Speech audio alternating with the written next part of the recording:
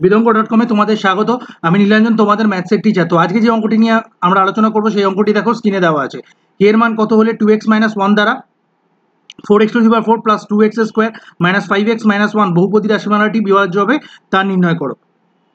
দেখো, আমরা এই যে বহুপদী রাশিমালাটা দেওয়া আছে তাকে আমরা যদি fx ধরি, fx কত হচ্ছে এখানে 4x⁴ plus 2kx² minus 5x - 1। এইবারে ভাগশেষ উপপাদ্য অনুযায়ী আমরা কি জানি, বা রিমাইন্ডার থিওরেম অনুযায়ী কোনো একটা পলিনোমিয়াল fx যদি x - a দিয়ে বিভাজ্য হয় তাহলে f of a কত হবে 0। তাহলে এখানে উৎপাদকটা কত আছে 2x - 1, 2x - 1 কে আমরা যদি 0 করি তাহলে এখান থেকে আমরা লিখতে পারবো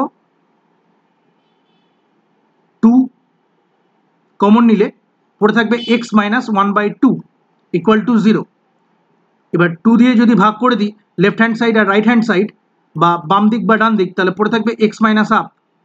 তার মানে 2x - 1 কে আমরা x - হাফ হিসাবেও লিখতে পারবো।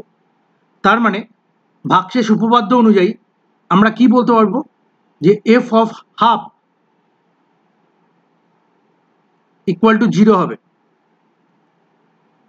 তার মানে f of হাফ কত সেটা আগে বার করা যাক। x এর জায়গায় আমি কত বসাবো, হাফ বসাবো। তাহলে 4 × 1/2⁴ plus 2k × half square minus 5 × half minus 1। তার মানে দেখো 4 মানে কি 2 স্কোয়ার, বা এইভাবে লিখতে পারি 4 × 1/2² × 2 স্কোয়ার। 2 স্কোয়ার মানে 4 কেটে গেল, প্লাস 2k × 1/4 মাইনাস 5/2 মাইনাস 1। তাহলে 2 দিয়ে যদি কেটে যায় 4 তাহলে হয়ে যাবে 2। তাহলে এখানে পড়ে থাকলো 1/4 প্লাস k/2 মাইনাস 5/2 মাইনাস 1।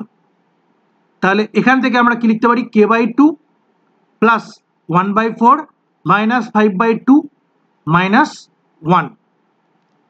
তার মানে k/2 প্লাস নিচে যদি 4 বসায় তাহলে কত হবে 1 মাইনাস এখানে কত হবে 2 দিয়ে যদি 4কে কাটি তাহলে কত হবে 2, তাহলে 2 × 5 হচ্ছে 10 মাইনাস কত হবে 4 × 1 তার মানে হচ্ছে 4।